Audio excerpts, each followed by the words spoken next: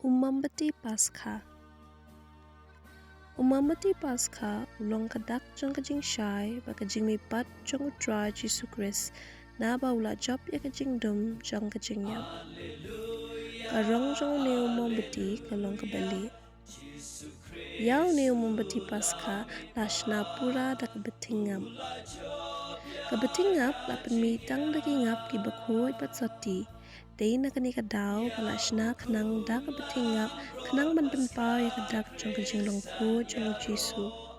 Kalong ru kadak jong jingpun ba jingkhuid u Jisu na kamaria thisti daw Mynsiem bakhuid. Ksai ba me kading hau ni Mombati Paskha upen iya kadak jong Mynsiem jong Jisu.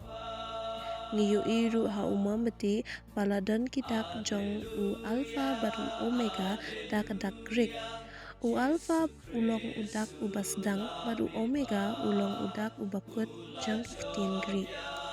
Kane kapen ya kadak ba u Krist ulong ka jingsdang ba kabakut. Iya sengo na kasiti jong u Paulus bakut ba u Krist ulong u menin menta pat parapor. Hau ni Mombati kadon Diengphna ba u Krist u syayap. Pada na kane Diengphna ba u pelaj emingi kinong pop. Iohi bah Diengphna kabudon ha Mombati kidon santli ki preg bulan balasi. Kini ki santli ki preg kipen iya kidak jong ki santli ki mong jong Jisu.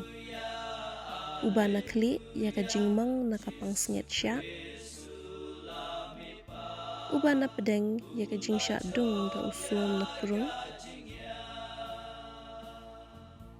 Ubana syakaman bat syakadiang ya ka nar hakikti. Bat uway na kajat Diengphna ya ka nar hakikijat jong Jisu. Kini ki preg lapin kre ru yiki da ki sembo jingiwbih. Kini ki jingiwbih kilong kadak jong jingiwbih pa myrr kabala kalanya u Jisu habala tepno yu. Bat khatduh iohi hau Mombati ya usnam jong kabamenta. Kani kamut balada u Krist ulong utau alpha bat u omega ulong u Krist ya ubamenta. Hakani ka kelemat.